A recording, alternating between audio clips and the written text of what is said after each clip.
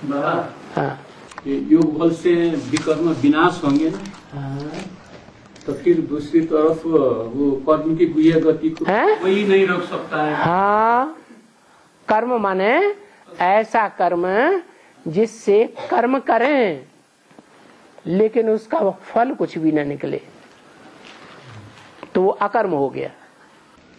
तो उसको पावरफुल योग से उसको कम कर सकता है। उसी को ही पावरफुल योग कहेंगे। जैसे मिसाल दिया, महबूब अपनी महबूबा की याद में कारखाने में जा रहा है, आंखें खोल के जा रहा है बंद करके जा रहा है, आंखें खोल के जा रहा है। जब कारखाने में पहुंच गया तो किसी ने पूछा रास्ते में आपने किसको किसको देखा? वो कहता मैंने किसी को नहीं देखा, मैं तो महबूबा की याद में था। आंखें खुली थी बंद थी? आंखें तो खुली हुई थी। तो ये आंखों ने अपना कर्म क्यों नहीं किया? क्यों नहीं किया? मन दूसरी तरफ। ऐसे ये प्रैक्टिस हमको करनी है।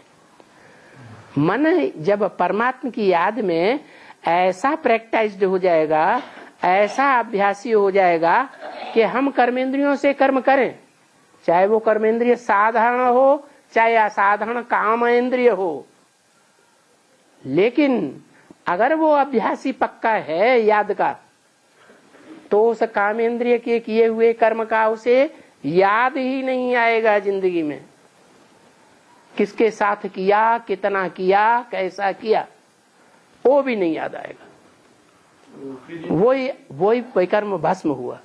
वो प्रेजेंट के लिए, फ्यूचर के लिए वो आदि का विकर्म तो विनाश नहीं होगा। आदि पहले किया पहले के ही कर्म जो हैं वो अगले जन्म में गिरते जाते हैं। कर्मों का ये हिसाब है।